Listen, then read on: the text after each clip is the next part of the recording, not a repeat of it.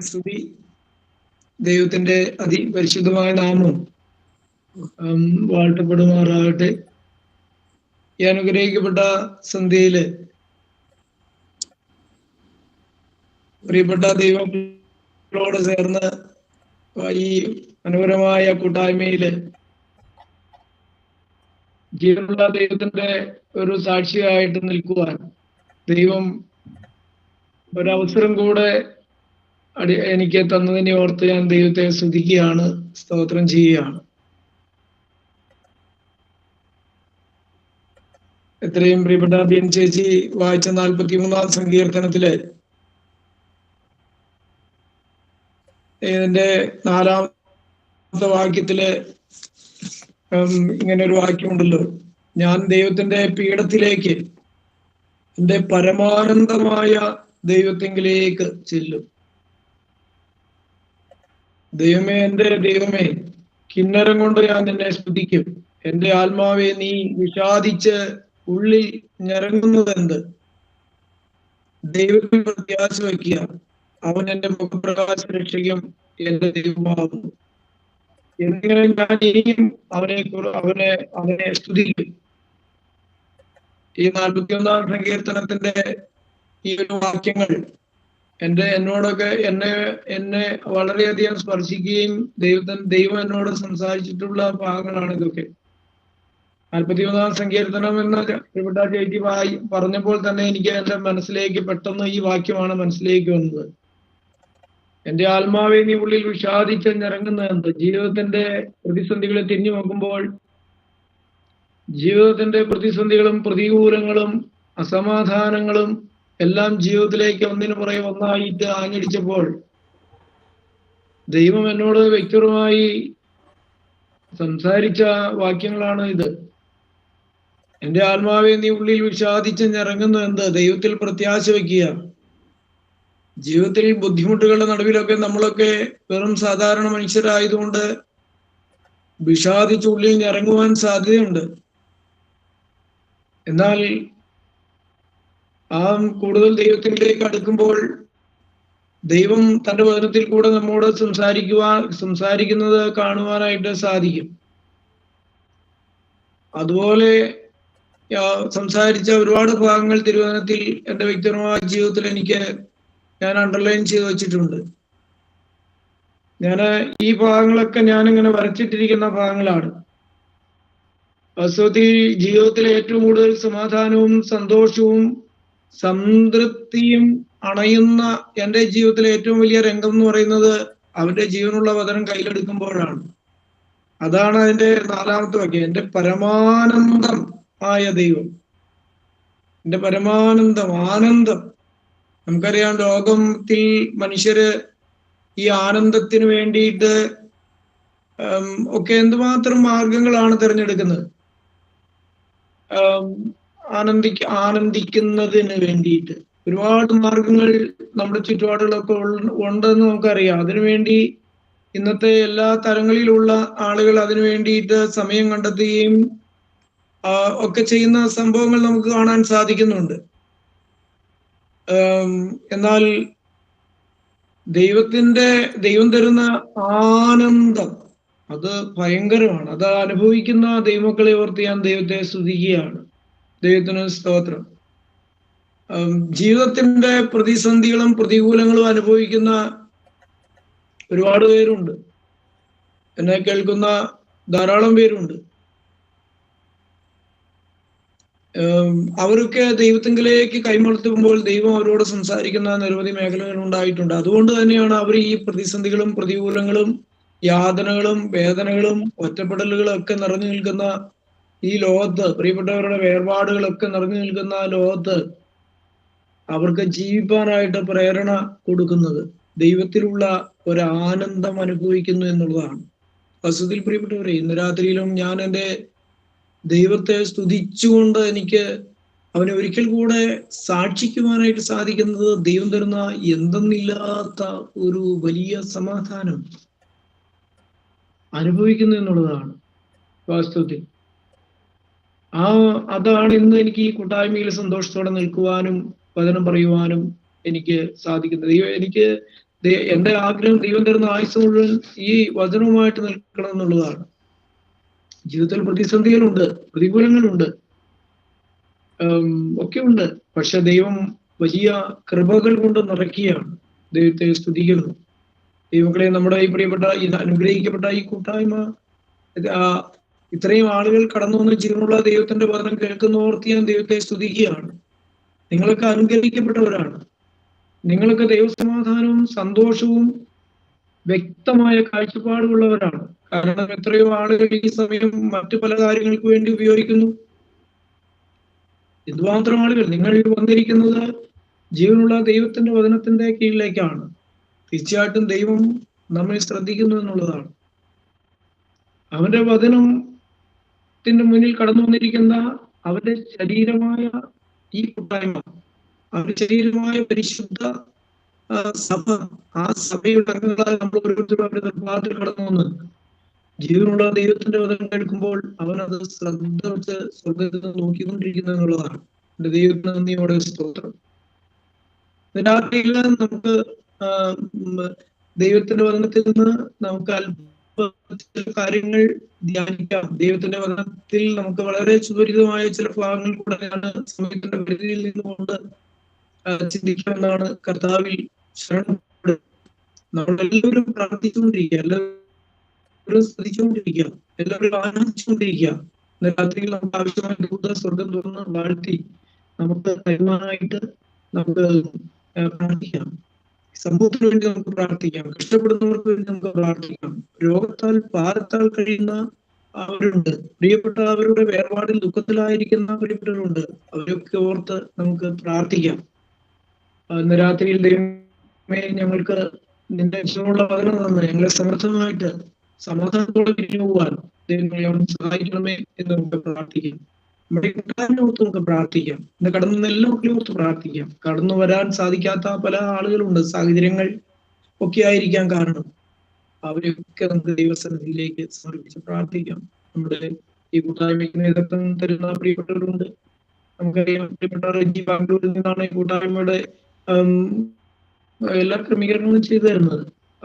ജോലി സ്ഥലത്തായതുകൊണ്ട് റെജി ഓർത്ത് പ്രാർത്ഥിക്കാം. പ്രിയപ്പെട്ട ഷാജാനെ ഓർത്ത് പ്രാർത്ഥിക്കാം. നമ്മൾ പരസ്പരം ഈ കൂട്ടായ്മയിൽ കടന്നു വരുന്ന ഓരോ മക്കളെ ഓർത്ത് പരസ്പരം നിങ്ങൾ പ്രാർത്ഥിക്കണം.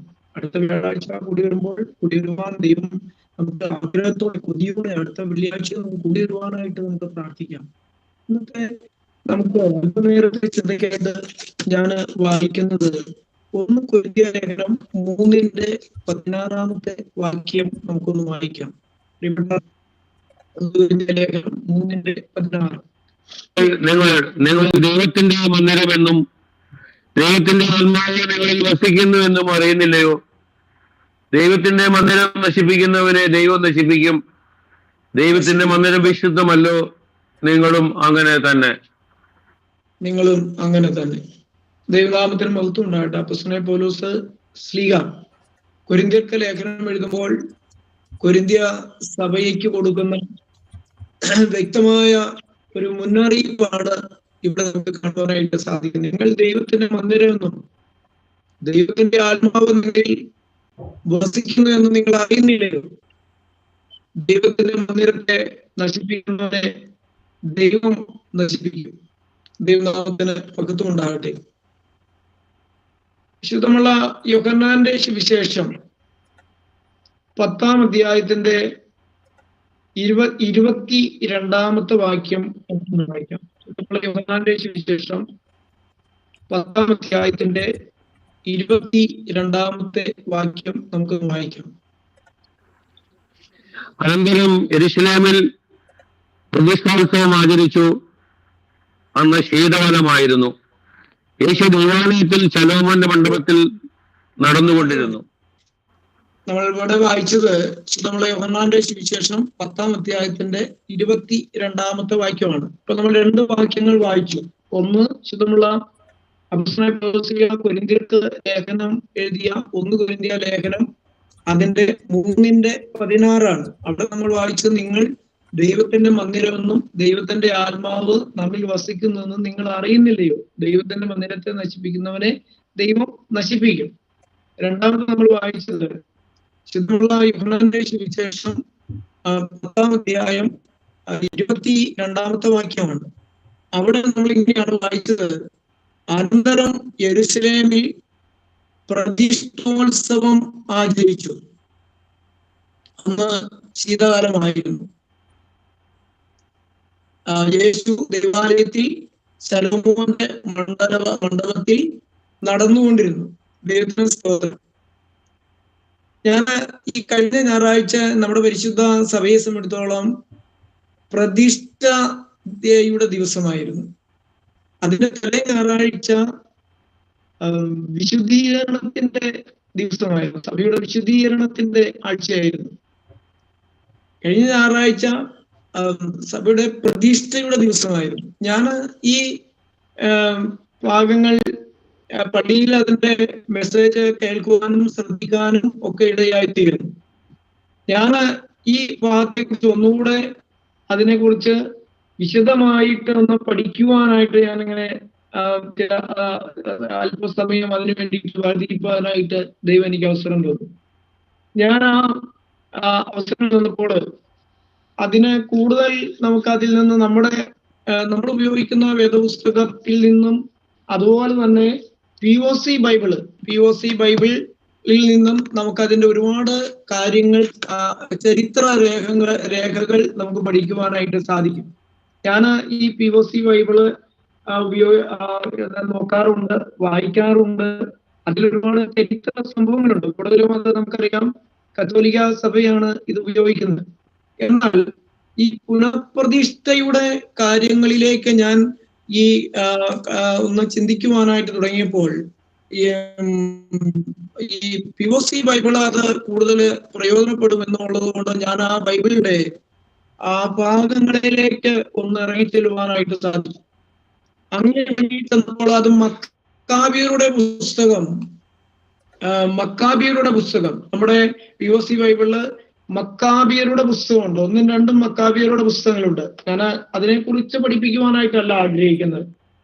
അതിൽ നമ്മൾ ഒരുപാട് ചരിത്ര കാര്യങ്ങൾ, ലോകത്ത് സംഭവിച്ച ചരിത്രപരമായ ധാരാളം കാര്യങ്ങൾ നമുക്ക് മനസ്സിലാക്കുവാനായിട്ട് സാധിക്കും. എന്ന് പറഞ്ഞാൽ യഹൂദ ജനത്തെ കുറിച്ചും യഹൂദ ജനം അനുഭവിച്ച പീഡകളെ കുറിച്ചും അവരുടെ ദൈവാലയത്തെ കുറിച്ചും ദൈവാലയത്തിലുള്ള ആരാധനയെ കുറിച്ചും ഈ ദൈവാലയം ധാരാളം പല പ്രാവശ്യം പല അവസരങ്ങളിൽ അതിന്റെ വിശുദ്ധി നഷ്ടപ്പെടുത്തുന്ന ശത്രു രാജാക്കന്മാർ ഒക്കെ അതിനെ ദുരുപയോഗം ചെയ്തതെല്ലാം നമുക്ക് വിശുദ്ധ വേദപുസ്തകത്തിൽ കാണുവാനായിട്ട് സാധിക്കുന്നുണ്ട്. ദൈവനാമത്തിന് മഹത്വം ഉണ്ടാകട്ടെ. നമ്മളതിൽ 1 മക്കാബിയരുടെ പുസ്തകം നമ്മൾ ഇങ്ങനെ വായിക്കുമ്പോൾ, ഇപ്പോൾ നമ്മൾ വായിച്ച ശുദ്ധമുള്ള യോഹന്നാന്റെ സുവിശേഷം 10-ാം അധ്യായം അതിന്റെ 22-ാമത്തെ വാക്യം നമ്മൾ വായിച്ചത് എങ്ങനെയായിരുന്നല്ലോ? അന്ന് അനന്തരം യെരുശലേമിൽ പ്രതിഷ്ഠോത്സവം ആചരിച്ചു. അത് യഹൂദന്മാര് ആചരിച്ച ഒരു ഉത്സവമായിരുന്നു പ്രതിഷ്ഠോത്സവം. അതിന് കാരണമുണ്ട്. യഹൂദന്മാരുടെ ഓരോ ഉത്സവങ്ങളും അതിന് അവർ ആചരിക്കുന്നതിന് പിന്നിലൊരു കാരണമുണ്ടായിരുന്നു. നമുക്കറിയാം, ഇസ്രായേൽ ജനം പെസഹ പെരുന്നാള് ആഘോഷിച്ചു. അതിന് ഒരു പിന്നിലൊരു കാരണമുണ്ട്. അത് അവർ പർവ്വതത്തിന്റെ അടിമത്തിൽ നിന്ന് ദൈവം അവരെ മോശ മുഖാന്തരം വിടുവിച്ച ആ ദിവസത്തിന്റെ നിസ്തുല്യതയാണ് ഈ പെസഹ പെരുന്നാള്. അതുപോലെ പെന്തക്കോസ്തി പെരുന്നാള് അവരെ സംബന്ധിച്ചോളം അവർക്ക് പ്രധാനപ്പെട്ട പെരുന്നാളാണ്. അങ്ങനെ അനേകം പെരുന്നാളുകളെ കുറിച്ച് നമുക്ക് വിശുദ്ധ വേദപുസ്തകങ്ങൾ പഠിക്കുമ്പോൾ യഹൂദന്മാരുടെ പെരുന്നാളുകളെ കുറിച്ച് നമുക്ക് കാണുവാനായിട്ട് സാധിക്കും. അതുപോലെ തന്നെയാണ് ഇവിടെ യഹൂദന്മാരെ കുറിച്ച് പ്രതിഷ്ഠോത്സവം ആചരിക്കുവാനായിട്ടുള്ള ഒരു കാരണമുണ്ട്. ആ കാരണം എന്ന് പറയുന്നത് നമ്മൾ ചരിത്രത്തിലേക്ക് നീങ്ങുമ്പോൾ വിശുദ്ധ വേദപുസ്തകത്തിൽ അത് വളരെ വ്യക്തമായിട്ട് രേഖപ്പെടുത്തുന്നുണ്ട്.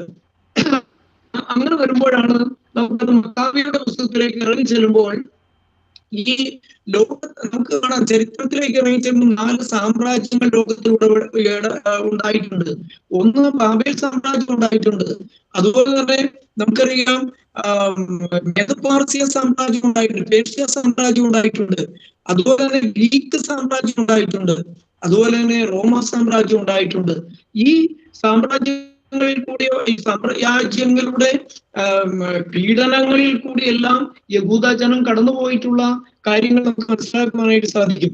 ബാബേൽ പ്രവാസത്തിലേക്ക് ഇസ്രായേൽ ജനം, നെബൂഖദ്നേസർ രാജാവിന്റെ കാലഘട്ടത്തിൽ ഇസ്രായേൽ ജനം ബാബേൽ പ്രവാസത്തിലേക്ക് പോകുന്ന ചരിത്രം പഠിക്കുമ്പോൾ നമുക്ക് മനസ്സിലാക്കുവാനായിട്ട് സാധിക്കുന്നുണ്ട്.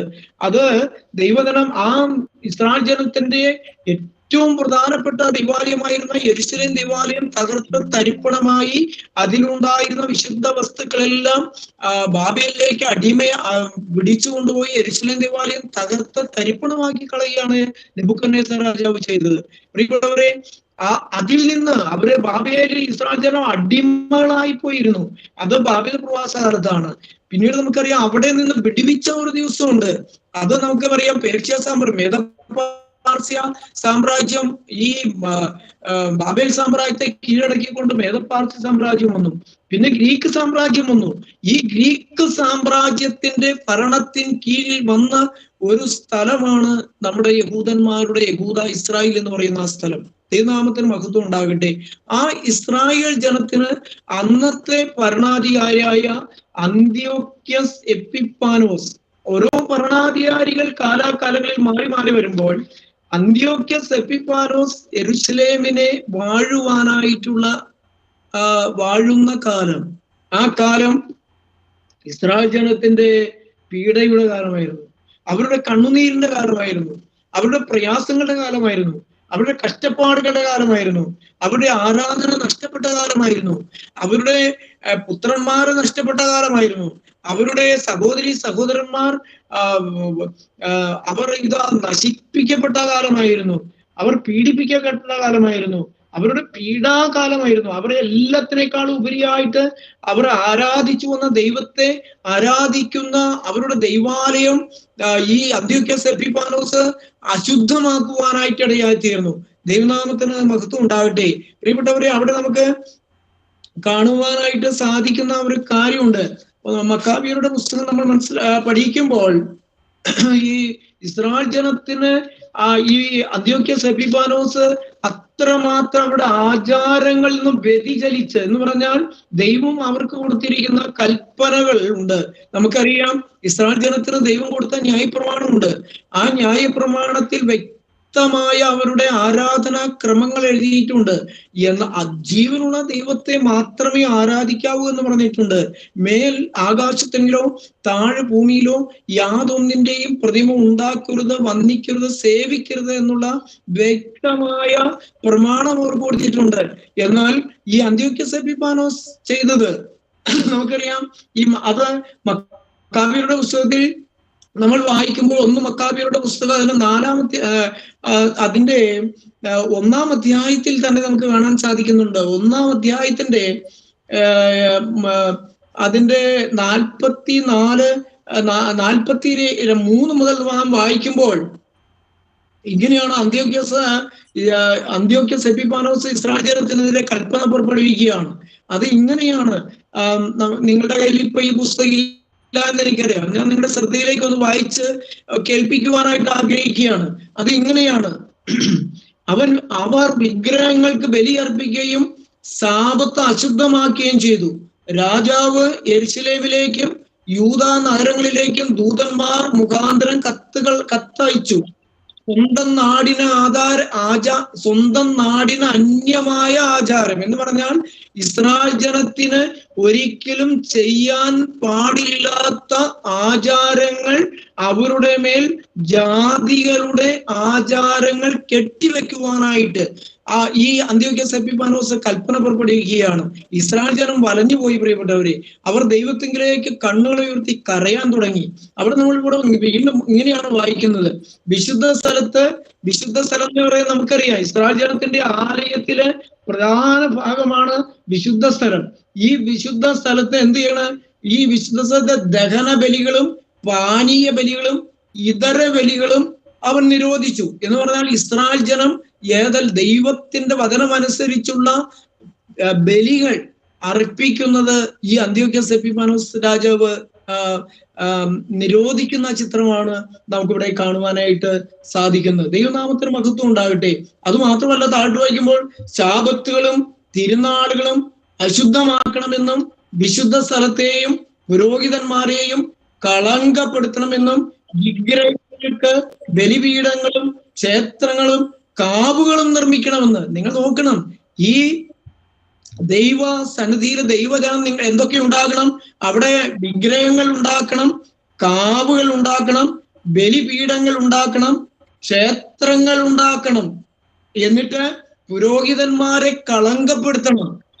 ഇതുപോലുള്ള ദൈവജനത്തെ എന്തുമാത്രം പീഡിപ്പിക്കാവോ, അവരെ സത്യ ദൈവത്തിൽ നിന്ന് അകറ്റുവാനായിട്ട് എന്തൊക്കെ ചെയ്യാവോ അത്രയും കാര്യങ്ങൾ അന്ത്യോക്യസ് എപ്പിഫാനോസ് അവരുടെ മേൽ അടിച്ചേൽപ്പിക്കുകയാണ്. ഇതിൽ സംഭവിച്ച കാര്യം എന്ന് പറഞ്ഞാല്, ദൈവങ്ങളെ നമ്മൾ മനസ്സിലാക്കേണ്ട ഒരു കാര്യമുണ്ട്.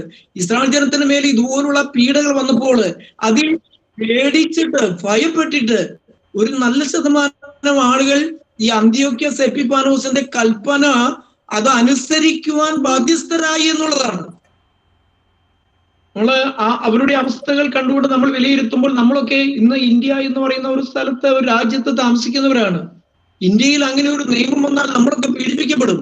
സത്യ ദൈവത്തെ ആരാധിക്കുന്ന ദൈവങ്ങളുടെ മേലെ ഒരു നിയമം കൊണ്ടുവന്നാൽ നമ്മളൊക്കെ ആരാധിക്കപ്പെടും. ഇന്ന് പ്രിയപ്പെട്ട റജി ഇന്ന് ആദ്യത്തെ ധ്യാനത്തിൽ നിങ്ങൾ ഓർപ്പിച്ചുകൊണ്ടോ, നൈജീരിയയിലും സുഡാനിലും ക്രിസ്ത്യാനികൾ പീഡിപ്പിക്കപ്പെട്ടുകൊണ്ടിരിക്കുകയാണ്. നൂറുകണക്കിന് വിശ്വാസികളെ കൊന്നൊടുക്കിക്കൊണ്ടിരിക്കുകയാണ്. മുസ്ലിം തീവ്രവാദികൾ നൂറുകണക്കിന് വിശ്വാസികളെ കൊന്നൊടുക്കിക്കൊണ്ടിരിക്കുകയാണ്. അവർ ആലയങ്ങൾ തകർത്തുകൊണ്ടിരിക്കുകയാണ്. മാത്രം തകർത്തു കളഞ്ഞു, എന്തുമാത്രം ജനങ്ങൾ അവരുടെ ആരാധനാലയങ്ങൾ നഷ്ടമായി.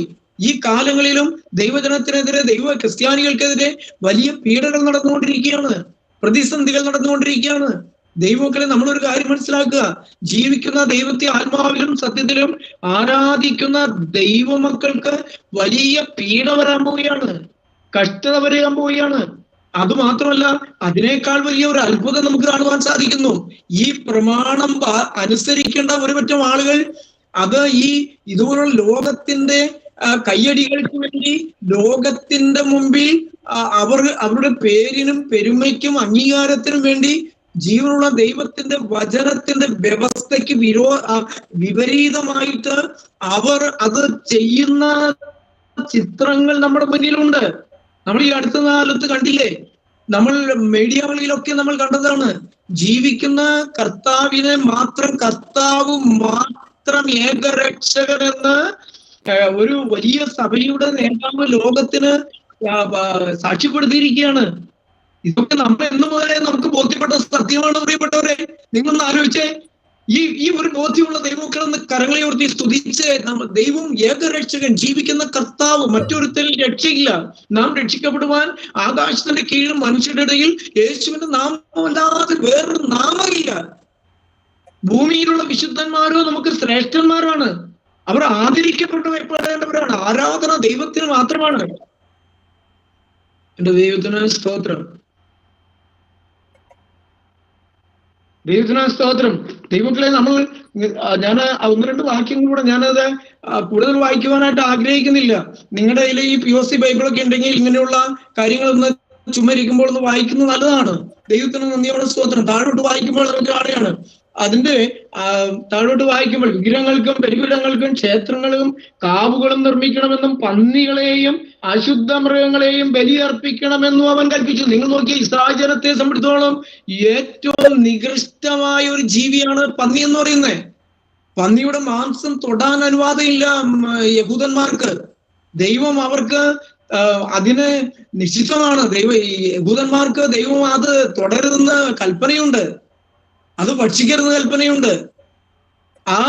അതുമാത്രമല്ല, ദൈവജനം ബലി അർപ്പിക്കുന്ന ബലിപീഠത്തിന്മേൽ യഹൂദജനം ഏറ്റവും വെറുത്ത് അവരുടെ ദൈവം അവരോട് കൽപ്പിച്ച ആ ദൈവ വചനത്തിന്, ന്യായപ്രമാണത്തിന് വിരുദ്ധമായിട്ട് അന്ത്യോക്യസ് എപ്പിഫാനോസ് ബലിപീഠത്തിന്മേൽ പന്നികളെ അർപ്പിക്കണമെന്നുള്ള കർശനമായ കൽപ്പന പുറപ്പെടുവിക്കുകയാണ്. എന്ത് ചെയ്യും പ്രിയപ്പെട്ടവരെ ദൈവമക്കൾ, എന്ത് ചെയ്യും? നമ്മുടെ മുന്നിലാണ് ഇങ്ങനെ ഒരു കൽപ്പന വരുന്നെങ്കിൽ നമ്മൾ എന്ത് ചെയ്യും?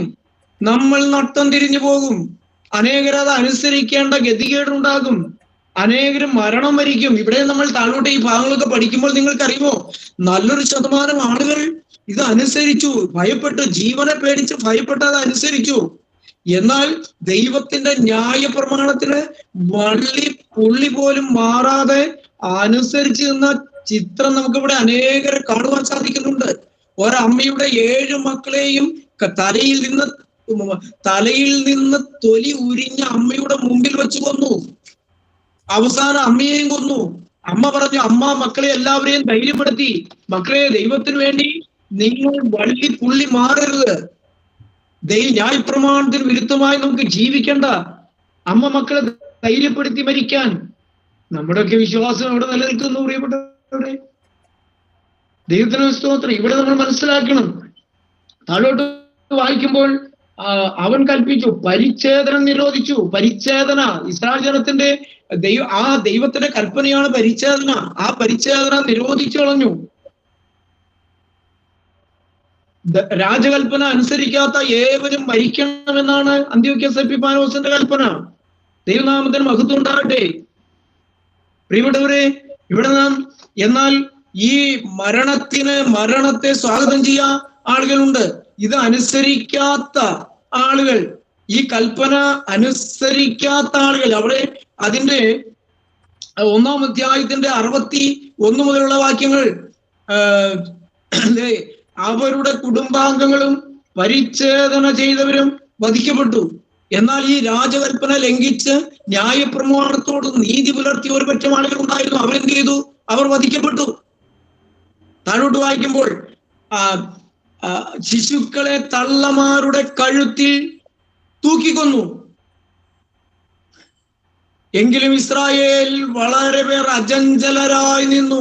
ദൈവത്തിന് സ്തോത്രം. ഇസ്രായേലിൽ ദൈവത്തിന് വേണ്ടി, ദൈവത്തിന്റെ വചനത്തിന് വേണ്ടി, ന്യായപ്രമാണത്തിന് വേണ്ടി മരണം സ്വീകരിപ്പാനായിട്ട് ന്യായപ്രമാണത്തിന് വള്ളിയോ പുള്ളിയോ പോലും മാറാതെ അവർ അചഞ്ചലരായി നിന്നു. അങ്ങനെയാണ് ഇവിടെ പറയുന്നത്. അശുദ്ധ ഭക്ഷണം കഴിക്കുകയില്ല എന്ന് അവർ ദൃഢനിശ്ചയം ചെയ്തു. ഭക്ഷണത്താൽ മലിനമാകിയോ വിശുദ്ധ ഉടമ്പടി അശുദ്ധമാക്കിയോ ചെയ്തതിനേക്കാൾ മരിക്കാൻ അവർ സന്നദ്ധരായി. അവർ മരണം വരിക്കുകയും ചെയ്തു. ദൈവത്തിന് സ്തോത്രം. ഞാൻ ആ ഭാഗം പ്രിയപ്പെട്ടവരെ നിങ്ങൾക്ക് മനസ്സിലായല്ലോ. ഇസ്രായേൽ ജനത്തിന്റെ പീഡ, അവരുടെ ആലയം അശുദ്ധമാക്കപ്പെട്ടു, അവരുടെ ആരാധന നിന്നുപോയി, ദൈവജനം പ്രതിഷ്ഠകളിൽ മട്ടം തിരിഞ്ഞു, അനേകരും മരിച്ചു, സ്വന്തം കുഞ്ഞുങ്ങളെ അമ്മമാരുടെ കഴുത്തിൽ തൂക്കിക്കൊന്നു. ഇത്രമാത്രം പീഡനം അനുഭവിച്ച ഒരു ജാതി ഉണ്ടോ പ്രിയപ്പെട്ടവരെ? ഇതേപോലെ തന്നെ പീഡനം അനുഭവിച്ച ഒരു വിഭാഗമാണ് ക്രിസ്തീയ സഭ. പീഡനങ്ങളിൽ കൂടെ കടന്നു വന്ന വിശുദ്ധന്മാരുടെ രക്തത്തിന്റെ ആ മണമടിച്ചു നിൽക്കുന്ന സഭ എന്ന് പറഞ്ഞ ക്രിസ്തീയ സഭ. ദൈവത്തിന് സ്തോത്രം. പ്രിയപ്പെട്ടവരെ, നമ്മളിവിടെ വായിക്കുക. ഞാൻ ആ ഭാഗം ഇവിടെ വിട്ട് നിങ്ങൾക്ക് ആ ചിത്രം മനസ്സിലായല്ലോ. നിങ്ങൾ ദൈവത്തിന്റെ മന്ദിരമാണ്. ദൈവത്തിന്റെ മന്ദിരത്തെ നശിപ്പിക്കുന്നവനെ ദൈവം നശിപ്പിക്കും. എന്നാൽ പ്രിയപ്പെട്ടവരെ, ഇങ്ങനെ എതിരായി അവിടെ മത്തിയാസ് എന്ന് പറയുന്ന ഒരു പുരോഹിതൻ, മദാത്യാസും പുത്രന്മാരും ഈ അന്ത്യോക്യസ് എപ്പിഫാനോസിനോട് എതിർത്ത് നിൽക്കുകയാണ്. അവർ ദൈവസന്നിധിയിൽ നിന്ന് കരയാൻ തുടങ്ങുകയാണ്. അവർ ദൈവമുട്ടിമേൽ നിന്ന് പ്രാർത്ഥിക്കുകയാണ്. ആ പ്രാർത്ഥനയുടെ ഫലമായി ദൈവം അവർക്ക് ശക്തി കൊടുത്തു, ബലം കൊടുത്തു, ധൈര്യം കൊടുത്തു. അവർ ഈ അന്ത്യോക്യസ് എപ്പിഫാനോസിന്റെ കയ്യിൽ നിന്ന്, അവന്റെ കരാളഹസ്തിയിൽ നിന്ന് ദൈവജനത്തെ വിടിവിപ്പാൻ വേണ്ടി അന്ത്യോക്യസ് എപ്പിഫാനോസിനോട് യുദ്ധം ചെയ്യാൻ തയ്യാറായി. പ്രിയപ്പെട്ടവരെ, നമ്മൾ ഓർക്കുക, അങ്ങനെ ഈ മത്താത്തിയോസും അതിന്റെ 2-ാം അധ്യായത്തിൽ നമുക്ക് കാണാൻ സാധിക്കുന്നു. അങ്ങനെ മത്താത്തിയാസും പുത്രന്മാരും ഈ അന്ത്യോക്യസ് എപ്പിഫാനോസിന്റെ ലക്ഷക്കണക്കിനുള്ള സൈന്യങ്ങളോട് യുദ്ധം നടത്തിയാണ്. അവർ പോരാടുകയാണ്. ആ പോരാട്ടം നടത്തുമ്പോൾ ഓർക്കുക, അവർക്ക് കുറച്ച് സൈന്യമേ ഉണ്ടായിരുന്നുള്ളൂ. അതിന്റെ താഴോട്ട് വായിക്കുമ്പോൾ ഇങ്ങനെയാണ് പറയുന്നത്. മത്താത്യോസ് പറയുന്നുണ്ട്, രക്ഷ നൽകാൻ ഉപയോഗിക്കുന്ന സൈന്യം വലുതോ ചെറുതോ എന്നത് ദൈവദൃഷ്ടിയിൽ അപ്രധാനമാണ്. സൈന്യത്തിന്റെ വലിപ്പത്തെ ആശ്രയിച്ചല്ല യുദ്ധത്തിന്റെ വിജയം. ശക്തി ദൈവത്തിൽ നിന്നാണ് വരുന്നത്. നമ്മെയും നമ്മുടെ ഭാര്യമാരെയും മക്കളെയും നശിപ്പിക്കാനും കൊള്ളയടിക്കാനുമായി അധർമ്മികളായ അവൻ അഹങ്കാരപൂർവ്വം നമുക്കെതിരെ വരുന്നു. ദൈവത്തെ നമ്മൾ ഓർക്കുക. നമ്മിൽ ആരെ വിഴുങ്ങേണ്ടെന്ന് വിചാരിച്ചുകൊണ്ട് അലറുന്ന സിംഹം പോലെ നമ്മെ തകർത്ത് കളയുവാൻ നമ്മുടെ മേൽ ആഞ്ഞടിക്കുന്ന പൈശാചി ശക്തിയുണ്ട്. അതിനെതിരെ പോരാടുവാൻ നാം തയ്യാറാകണം. അപ്പൊ ദൈവത്തിന്റെ വചനം ഇങ്ങനെ പറയും, നമുക്ക് പോരാട്ടമുള്ളത് ജഡരക്തങ്ങളോടല്ല, വാഴ്ചകളോടും അധികാരങ്ങളോടും സ്വർലോകത്തിലെ ദുഷ്ടാത്മ സേനകളോടുമാണ് ദൈവത്തിന്റെ വചനം നമ്മെ പഠിപ്പിക്കുന്നുണ്ട്. നമുക്ക് ഒരു പോരാട്ടമുണ്ട് പ്രിയപ്പെട്ടവരെ. ദൈവജനത്തിന് സത്യത്തിന് വേണ്ടി നിലനിൽക്കണമെങ്കിൽ വ്യക്തമായൊരു പോരാട്ടമുണ്ട്. പലതും നമുക്ക് ത്യജിക്കേണ്ടതായിട്ട് വരും. ചിലപ്പോൾ ജീവൻ ത്യജിക്കേണ്ടതായിട്ട് വരും, അല്ലെങ്കിൽ ചിലപ്പോൾ നമുക്ക് മറ്റുള്ള പലതും ത്യജിക്കേണ്ടതായിട്ട് വരും. നമ്മൾ ഒറ്റപ്പെട്ടു എന്ന് വരും. ആരും നമ്മുടെ കൂടെ നിൽക്കാനുണ്ടായി എന്ന് വരില്ല. ദൈവമക്കളെ, നിങ്ങൾ ഒരുങ്ങിക്കൊള്ളണം. സത്യത്തിന് വേണ്ടി, സത്യവചനത്തിന് വേണ്ടി. ഏകരക്ഷകൻ ക്രിസ്തുവിൽ കൂടെ ആകാശത്തിനും ഭൂമിയിലും മധ്യ വേറൊരു നാമമില്ല. ജീവിക്കുന്ന ദൈവത്തെ ആത്മാവിലും സത്യത്തിലും ആരാധിക്കണം. വേറെ ഒരു രക്ഷാവസ്തു ഇല്ല, വേറെ ഒരു ആരാധനയില്ല, വേറെ ഒരു യാഗമില്ല. ദൈവത്തിന് നന്ദിയോടെ സ്തോത്രം. പ്രിയപ്പെട്ടവരെ, മത്താദ്യോസ് യുദ്ധം ചെയ്തു. അന്ത്യോക്യസ് എപ്പിഫാനോസിന്റെ ആ യുദ്ധത്തിന് അന്ത്യോക്യസ് എപ്പിഫാനോസ് പ്രിയപ്പെട്ടവരെ താഴോട്ട് വാരുമ്പോൾ അവൻ പരാജയപ്പെടുന്ന ഒരു ചിത്രം നമുക്ക് ഇവിടെ കാണുവാനായിട്ട് സാധിക്കുകയാണ്. ഞാൻ ആ ഭാഗത്തേക്കൊന്നും കടക്കുവാനായിട്ട് ഇന്ന് രാത്രി ആഗ്രഹിക്കുന്നില്ല പ്രിയപ്പെട്ടവരെ. നമ്മുടെ സമയം പോയിക്കൊണ്ടിരിക്കുകയാണല്ലോ. ഞാൻ പറയട്ടെ, അന്ത്യോക്യസ് എപ്പിഫാനോസ് ഇസ്രായേൽ മേൽ അടിച്ചേൽപ്പിച്ച നിയമങ്ങളുടെ മേലെ ഒരു ചെറു വിഭാഗം അതിനെ എതിർത്തിരുന്നു, ഒരു ചെറിയ കൂട്ടം അതിനെ എതിർത്തിരുന്നു. അതിനെതിരെ യുദ്ധം ചെയ്തു. ദൈവത്തിന്റെ കൈ അവർക്ക് അനുകൂലമായിരുന്നു. അന്ത്യോക്യസ് എപ്പിഫാനോസിനോട് അവർ യുദ്ധം ചെയ്തു. ഒളിഞ്ഞും തെളിഞ്ഞും അവർ യുദ്ധം ചെയ്തു. പ്രിയപ്പെട്ടവരെ, അവസാനം ഈ അന്ത്യോക്യസ് എപ്പിഫാനോസ് ഇസ്രായേൽ ജനത്തിന് മുമ്പിൽ പരാജയപ്പെട്ടു. എന്റെ ദൈവത്തിന് നന്ദിയോടെ സ്തോത്രം. പ്രിയപ്പെട്ടവരെ, അപ്പോസ്തലനായ പൗലോസ് കാരാഗ്രഹത്തിൽ കിടന്നുകൊണ്ട് അപ്പോസ്തലനായ പൗലോസിന്റെ 2 തീമോഥെയോസിന്റെ ലേഖനം 4-ാം അധ്യായം 6-ാം വാക്യത്തിൽ ഇങ്ങനെ പറയുന്നുണ്ട്, നമുക്കിപ്പോ എന്റെ നിര്യാണ കാലം അടുത്തിരിക്കുന്നു, ഞാൻ നല്ല പോർ പൊരുതി, ഓട്ടം തികച്ചു, വിശ്വാസം കാത്തു, നീതിയുടെ കിരീടം എനിക്കായി വെച്ചിരിക്കുന്നു. പ്രിയപ്പെട്ടവരെ, പൗലോസ്ലിയ ഇപ്പോൾ കിടക്കുന്ന തീമോഥെയോസിന്റെ 2-ാമത്തെ ലേഖനം എഴുതുമ്പോൾ ക്രിസ്തുവിന്റെ സുവിശേഷത്തെ പ്രതി കാരാഗ്രഹത്തിൽ കിടക്കുകയാണ്, കഠിനമായ തടവിൽ കിടക്കുകയാണ്, പ്രതിസന്ധികൾ അനുഭവിക്കുകയാണ്, വേദനകൾ അനുഭവിക്കുകയാണ്. ഈ വേദനയുടെ നടുവിൽ പെടുന്നുകൊണ്ടാണ് പൗലോസ്ലിയ പറയുന്നത്, എന്റെ നിര്യാണ കാലം അടുത്തിരിക്കുന്നു, ഞാൻ നല്ല പോർ പൊരുതി, ഓട്ടം തികച്ചു, വിശ്വാസം കാത്തു, നീതിയുടെ കിരീടം എനിക്കായി വച്ചിരിക്കുന്നു. പ്രിയപ്പെട്ടവർ, ഓരോ ദൈവത്തിലും പോരാട്ടമുണ്ട്. ദൈവമക്കളെ, നമ്മുടെ ജീവിതത്തിൽ പോരാട്ടമുണ്ട്. ആ പോരാട്ടങ്ങൾ വിവിധ തലങ്ങളിൽ നമ്മളിൽ വന്നു എന്ന് വരും. അത് ചിലർക്ക് രോഗമായിട്ടായിരിക്കാം, ചിലർക്ക് സാമ്പത്തിക ഞെരുക്കമായിട്ടായിരിക്കാം, ചിലവർക്ക് ആരാധനാ വിഷയങ്ങളിലായിരിക്കാം, അല്ലെങ്കിൽ മറ്റുള്ളവരുടെ പരിഹാസ വിഷയങ്ങളായിരിക്കാം, അല്ലെങ്കിൽ ഒറ്റപ്പെടലുകളായിരിക്കാം, അല്ലെങ്കിൽ പ്രിയപ്പെട്ടവരുടെ വേർപാടുകളായിരിക്കാം. പ്രിയപ്പെട്ടവരെ, നമുക്ക് പോരാട്ടമുണ്ട്. പരാജയപ്പെടരുത്. അവസാന ശ്വാസം വരെ നിലനിൽക്കണം. പ്രിയപ്പെട്ടവരെ, നമുക്കൊരു പോരാട്ടമുണ്ട്. ആ പോരാട്ടം അത് വാഴ്ചകളോടും അധികാരങ്ങളോടുമല്ല. ഇത് നമ്മളോട് യുദ്ധം ചെയ്യുന്ന ശത്രു നിസാരനല്ല, അവൻ പിശാചാണ്. പ്രിയപ്പെട്ടവരെ, അവൻ പല രൂപത്തിലും ഭാവത്തിലും നമ്മെ തകർത്ത് കളയുവാൻ വരും. നമ്മുടെ പ്രിയപ്പെട്ടവരുടെ വേഷം കെട്ടി അവൻ വരും, നമ്മളോട് ലോക്യം പറഞ്ഞു വരും, നമ്മളോട് സ്നേഹത്തോടെ അവൻ നമ്മെ വരും. പ്രിയപ്പെട്ടവരെ, വഞ്ചനയിൽ കുടുങ്ങിപ്പോകരുത്. ജീവിക്കുന്ന ദൈവത്തെ ആത്മാവിലും സത്യത്തിലും ആരാധിപ്പാനായിട്ട് നമുക്ക് സാധിക്കണം. വചനത്തിൽ നിന്ന് വിട്ടുപോകരുത്. പ്രിയപ്പെട്ടവരെ, പ്രതിസന്ധികൾ വരട്ടെ, വേദനകൾ വരട്ടെ, ദുരിതങ്ങൾ വരട്ടെ. പ്രിയപ്പെട്ടവരെ, ദൈവത്തിന് നന്ദിയോടെ സ്തോത്രം. ദൈവത്തിന് നന്ദിയോടെ സ്തോത്രം. നാം വായിക്കുമ്പോൾ ദൈവത്തിന് സ്തോത്രം. നമ്മുടെയൊക്കെ ജീവിതത്തിൽ പ്രതിസന്ധികളും പ്രതികൂലങ്ങളും വരുമ്പോൾ തകരാതെ നിൽക്കണം. എങ്കിൽ മാത്രമാണ് പൗലോസ്ലിയ പറയുന്നത്, ഇതാ എനിക്കൊരു കിരീടം വച്ചിരിക്കുന്നു, ഞാൻ നല്ല പോർ പൊരുതി, ഓട്ടം തികച്ചു, വിശ്വാസം കാത്തു, നീതിയുടെ കിരീടം എനിക്കായി വെച്ചിരിക്കുന്നു. നമുക്കൊരു കിരീടമുണ്ട്. ദൈവത്തിന് സ്തോത്രം. സാത്താൻ ഇന്ന് നമ്മയൊക്കെ പരാജയപ്പെടുത്തിയിരിക്കുകയാണ്. നമ്മുടെ ഉള്ളിൽ തന്നെ തിന്മയുടെ ശക്തികൾ കടന്നുകൂടിയിട്ടുണ്ട്. നമ്മൾ അങ്ങനെ ചിന്തിച്ചിട്ടുണ്ടോ? ഈ തിന്മയുടെ ശക്തികൾ നമ്മുടെ പുറമേ നിന്ന് മാത്രമല്ല, ഉള്ളിൽ നിന്ന് വരുന്നുണ്ട്. നമുക്ക് പരിചയമുള്ള ഒരു വാക്യം കൂടെ വായിക്കാം. ശുദ്ധമുള്ള മർക്കോസിന്റെ സുവിശേഷം 7-ാം അധ്യായം 7-ന്റെ 21 വാക്യം നമുക്കൊന്ന് വായിക്കാം. 7-ന്റെ 21 മുതലുള്ള വാക്യങ്ങൾ നമുക്കൊന്ന് വായിക്കാം. ദൈവത്തിന് സ്തോത്രം.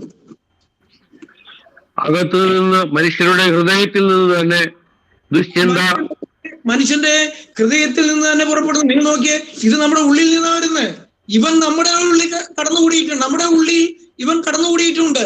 ഈ പിശാച് നമ്മുടെ ഉള്ളിൽ കടന്നുകൂടുവാൻ മനഃപൂർവ്വമല്ല, നമ്മൾ അതിന് അവസരം മനഃപൂർവ്വം കൊടുക്കാറില്ല. പക്ഷെ അവൻ നമ്മെ വഞ്ചിച്ച് നമ്മുടെ ഉള്ളിൽ കടന്നുകൂടിയിട്ടുണ്ട്. ഈ അകത്തായി നമ്മളിൽ നിന്ന് അകത്ത് നിന്ന് നമ്മുടെ ഉള്ളിൽ നിന്ന് പുറപ്പെടുന്ന ചില കാര്യങ്ങളെ കുറിച്ചാണ് പറയുന്നത്. ഇത് ആത്മീയമല്ല, ഇത് ദൈവത്തിൽ നിന്നുള്ളതല്ല, ഇത് പിശാചിൽ നിന്നുള്ളതാണ്. അതെന്തൊക്കെയാണെന്നാണ് ഇവിടെ ദൈവവചനത്തിൽ നിന്ന് പറയുന്നത്. പ്രിയ ശാന്തത് വായിക്കുകയാണ്. അകത്തു നിന്ന് മനുഷ്യരുടെ ഹൃദയത്തിൽ നിന്ന് തന്നെ ദുശ്ചിന്ത, ഹൃദയത്തിൽ നിന്ന് തന്നെ പുറപ്പെടുന്നത് വ്യഭിചാരം, പരസംഗം, കൊലപാതകം,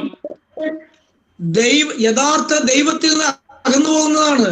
വിഗ്രഹസേവയാണ് പരസംഗം എന്ന് പറയുന്നത്. പിന്നെ കൊലപാതകം, മോഷണം, അത്യാഗ്രഹം, ദുഷ്ടത, ചതി, ദുഷ്കർമ്മം, വിടക്കുകണ്ണ്, ദൂഷണം, അഹങ്കാരം, മൂഢത എന്നിവ പുറപ്പെടുന്നു. അഹങ്കാരം, സാത്താന്യ 13 തരം പാപങ്ങളെ കുറിച്ച് ദൈവത്തിന്റെ പരിശുദ്ധാത്മാവ് വ്യക്തമാക്കിയാണ് അവിടെ. താഴോട്ട് നമുക്കറിയാം, റോമാലേഖനം, വിശുദ്ധമുള്ള റോമാലേഖനം 1:29 മുതൽ 32 വരെയുള്ള ഭാഗങ്ങളിൽ ഇതിനോട് ലിങ്ക് ചെയ്തിരിക്കുന്ന ചേർത്ത് പഠിക്കാവുന്ന പാപത്തിന്റെ പട്ടിക നമുക്ക് കാണാൻ സാധിക്കുന്നുണ്ട്.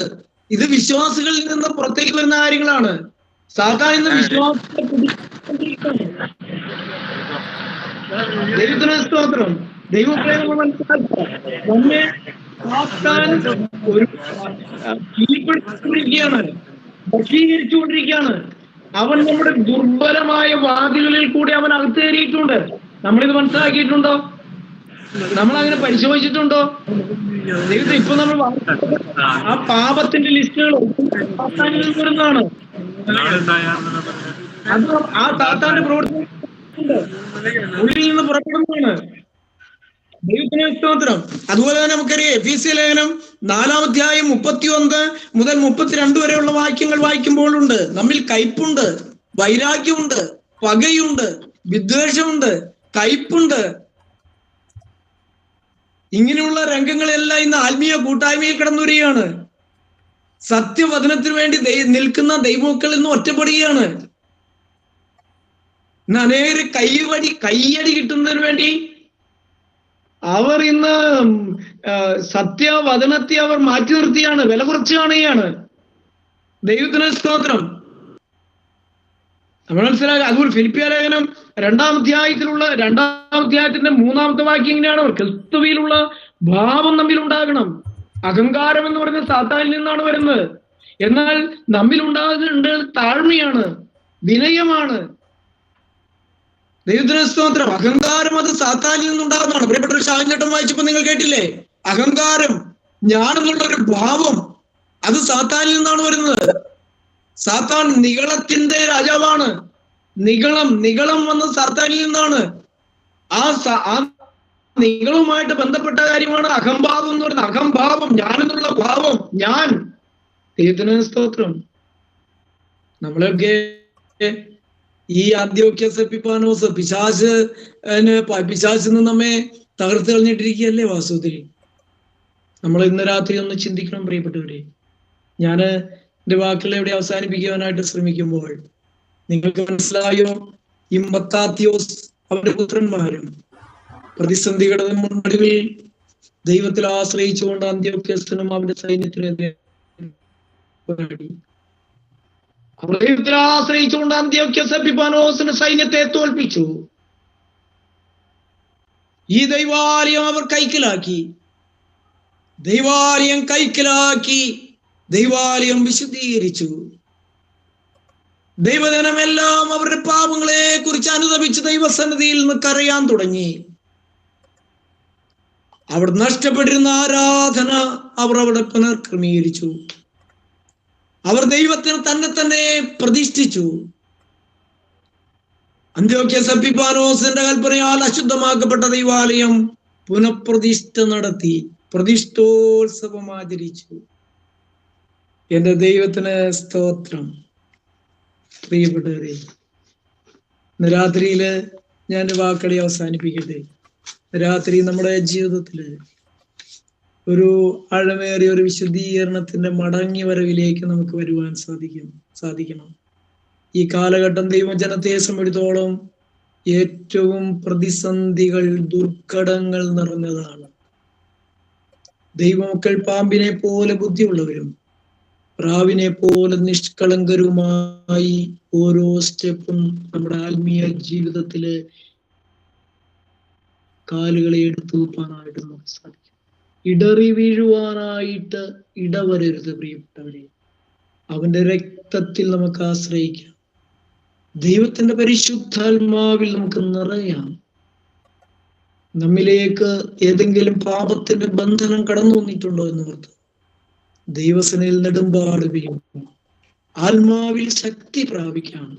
സാത്താനോടും അവന്റെ സൈന്യങ്ങളോടും എതിർത്ത് നിന്ന് ജീവിക്കുന്ന ദൈവത്തെ മാത്രം ആത്മാവിലും സത്യത്തിലും ആരാധിച്ച് ദൈവം ശിഷ്ടാഴ്ച ജീവിക്കാനായിട്ട് നമ്മെ തന്നെ ഒരിക്കൽ കൂടി പൂർണ്ണമായൊരു പ്രതിഷ്ഠയുടെ അനുഭവത്തിലേക്ക് കൊണ്ടുവന്ന് ദൈവത്തിലേക്ക് നോക്കി ഇനിയുള്ള യാത്ര മുന്നേറുവാൻ ദൈവത്തിന്റെ പരിശുദ്ധാത്മാവ് നമ്മെ സഹായിക്കുകയും ശക്തീകരിക്കുകയും ചെയ്യട്ടെ എന്ന് പ്രാർത്ഥിച്ചുകൊണ്ട് എളിയവനാന്റെ വാക്കിൽ നിന്ന് വിരമിക്കുന്നു.